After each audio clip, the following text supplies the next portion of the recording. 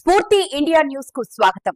Bulletin లోకి వెళ్లే ముందు మన ఛానల్ ను ఇంకా సబ్స్క్రైబ్ చేయకపోతే ఇప్పుడే సబ్స్క్రైబ్ చేసుకోగలరు. అల్లూరి సీతారామరాజు జిల్లా చింతూరు ఏజెన్సీ ప్రాంతంలో ప్రపంచ ఆదివాసీ దినోత్సవం అంగరంగ వైభవంగా జరిగింది.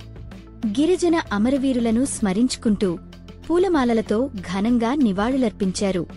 కోనవరం, వియపురం, ఏటపాక, చింతూరు మండలాల నుండి వందలాది గిరిజన నాయకులు, మహిళలు, యువత పెద్ద ఎత్తున ఈ వేడుకలకు తరలివచ్చారు.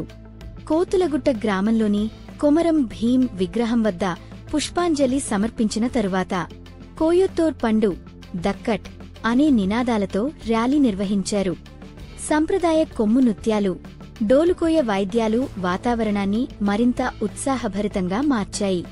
కోనవరం కేంద్రంలో జరిగిన బహిరంగ సభలో గిరిజన నాయకులు తమ డిమాండ్లు స్పష్టం చేశారు.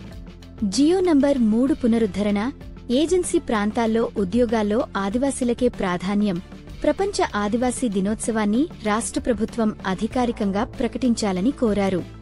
సుమారు 3,000 మంది పైగా పాల్గొన్న ఈ మహాసభ గిరిజన హక్కుల పరిరక్షణకు మరోసారి సంకల్పం తెలిపింది.